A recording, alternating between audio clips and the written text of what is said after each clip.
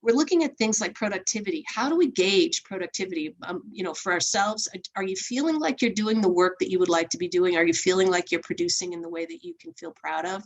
I have gotten feedback from some young people who are mentees, essentially, who have said, I used to think I was good at my job, and now I don't feel like I'm productive at all. I feel like I waste time. I feel like I don't do what I'm supposed to do. I feel like I can't concentrate on my tasks.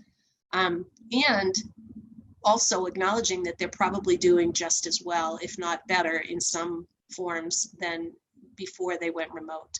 But there's that sense of, I don't know whether I'm doing well with this today or not. So the outcomes, and we don't, when we talk in terms of productivity, rather than talking about, I'm going to check on something, really what we're looking at now is, are there concrete outcomes to the work that we're doing that we can either share or that we can look at for our employees to say, yes, those things are happening the way they need to be happening. Maintenance, how well are we checking in with each other? How well are people respecting our need for support? Innovation, I really want to lean hard on consider innovation.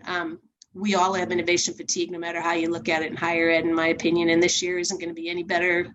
Certainly it's significantly worse in some ways than others.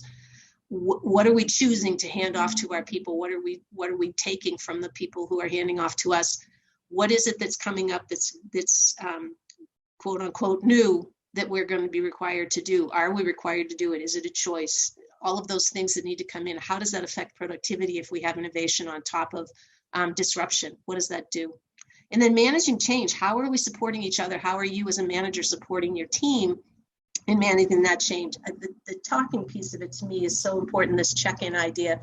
And I'll talk a little bit more later on about communication and balancing that, or boundaries around that. But actually having conversations about these things, I think, becomes more and more important, because I need to have the feedback from you that says, I see you, I know you're doing your job, I think you're doing your job well, or I think you're doing what I've asked of you, you're meeting expectations, rather than just a continuous, essentially, silence where we don't see each other in person. So checking in is important.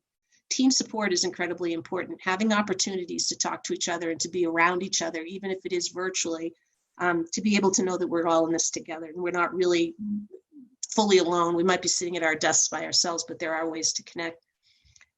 For managers especially, and for people who supervise others or who delegate work, to be really mindful of the moment, mindful in the moment.